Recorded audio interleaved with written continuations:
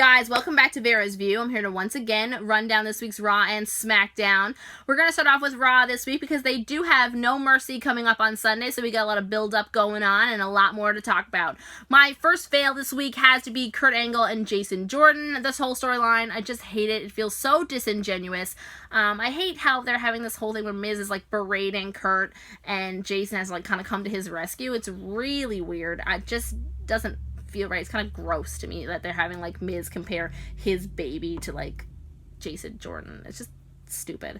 Bray Wyatt versus Goldust was a fail for me this week. I voiced my opinion last week about Goldust being, stripped of the paint and stuff, but this match just made everyone look bad because Bray Wyatt might have won, but he looked very weak in my opinion during this. Like, Goldust got a lot of offense in, and what does that do for the match on Sunday? Should Bray Wyatt beat Finn Balor, then Finn Balor looks like he could get beat up by a really weak man, and if Finn Balor beats Bray Wyatt, then it looks like he just beat up a weak man. Like, you know what I mean? Like, either way, it doesn't seem to do much. They should have built Bray up more this week for whatever they want to do on Sunday. Bayley being added to the championship match is a fail for me. Not because I don't love Bayley. I do. I really enjoy her, but she just came back from injury. What did she do to earn this championship opportunity?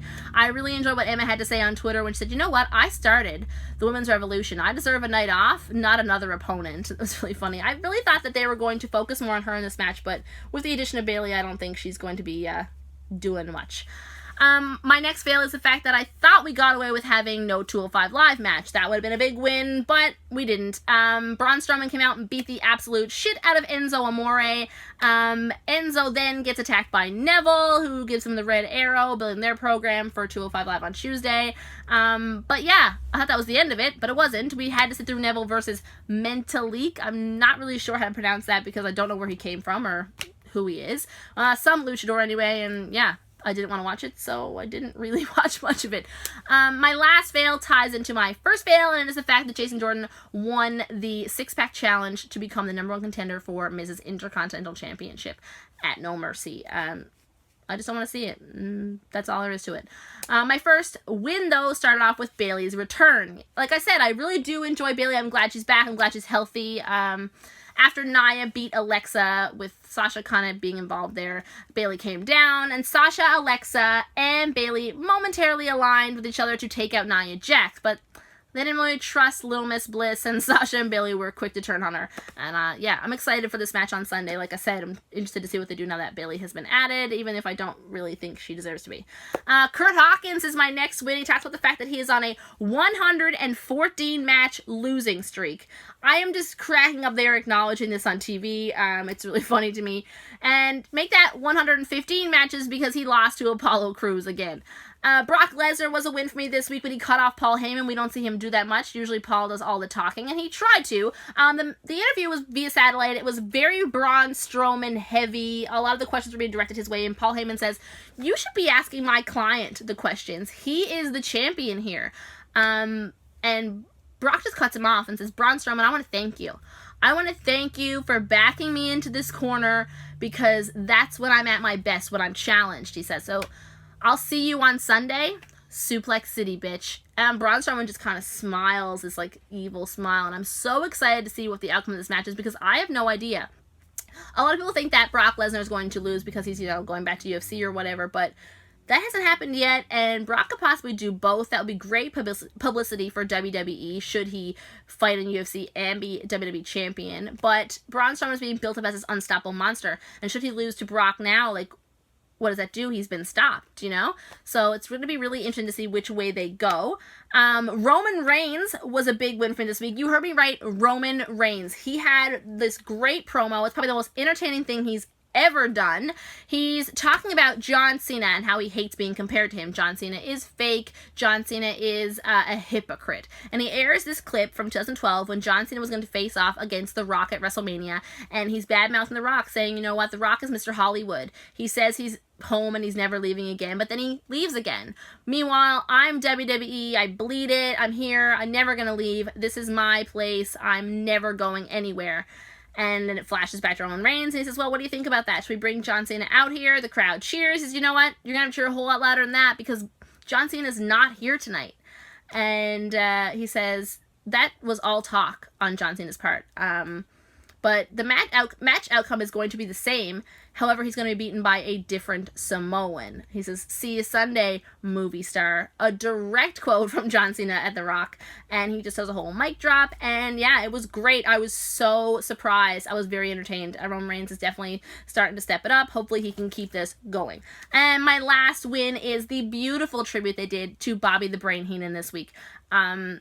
He was arguably the greatest manager of all time. He entertained so many people, brought joy to so many people's lives, and it's really sad to hear that he has passed away. So, thoughts and prayers with him, his family, and friends and fans. Moving over to SmackDown, though, my first fail is Randy Orton and Aiden English, because did you see the amount of offense that Aiden English got in this match? Like, it was insane to me that he would, get stuff in on Randy Orton like that. Like, Randy Orton is supposed to be up here, and he's supposed to be, like, way down here that you can't even see my hand, how low he should be. And here he is, giving it to the Viper. It's really bizarre to me. Then after that match, Rusev comes out and says to challenge, Randy Orton, and Randy Orton accepts, and then he loses to Rusev. So it's a rough night all around for Randy Orton. I just feel like he's kind of lost right now. He's having trouble finding his place after his program with Jinder Mahal. And speaking of Jinder Mahal, he's my last fail for SmackDown. He had this really racist promo. Like, I know it's all scripted. I know that, they probably okayed everything with Shinsuke beforehand, and he's mainly talking about the fans being racist more than Shinsuke, and when the crowd is chanting, "That's too far," you probably have gone too far. Because, the WWE audience can take a lot, but, yeah, they weren't feeling this one, and neither was I, really. I liked when Shinsuke backstage said it was funny, though. He tried to lighten it up. He's like, "That was funny, but it's not going to be so funny when I win the championship from him at Hell in a Cell." My first win was Natalya. She had a celebration of women for herself.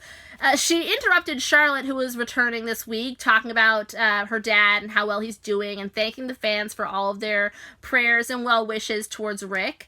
Natalya comes out and she says, "I'm glad that your dad's doing better. We all love him, but this is more important." And she unveils this giant photo of herself with the championship, compares herself to Amelia Earhart, except she completed her journey.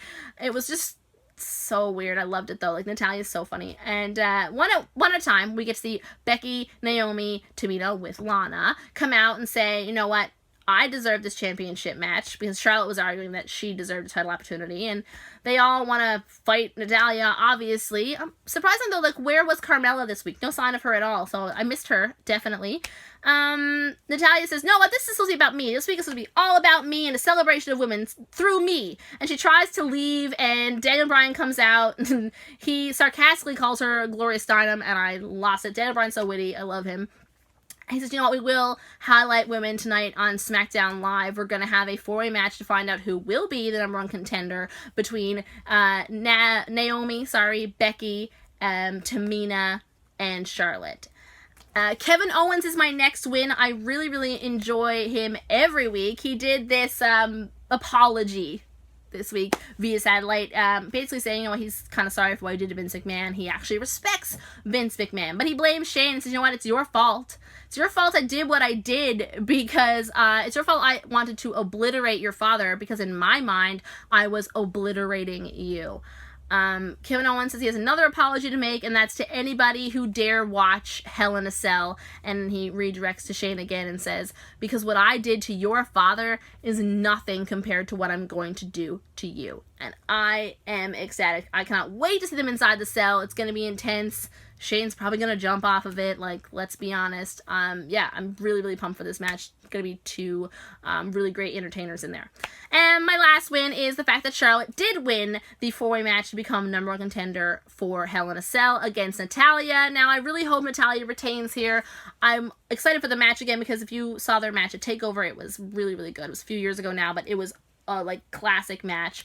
Natty had Brett, and Charlotte had Rick, and it was just really touching. But it's Flares versus Hearts once again, and if Rick's at ringside, you bet your bottom dollar that Charlotte's going to come up with a win. I really hope she doesn't. Not that I don't want her to be champion again, because I do. I just want Natty to have a nice long run with the title. And that's all for this week, you guys. Please check back soon. We're going to find out what happened at Hell in a Cell on Raw next week, and SmackDown again. we'll talk about it. I'm Vera, and this has been Vera's View for the WWFU Internetwork.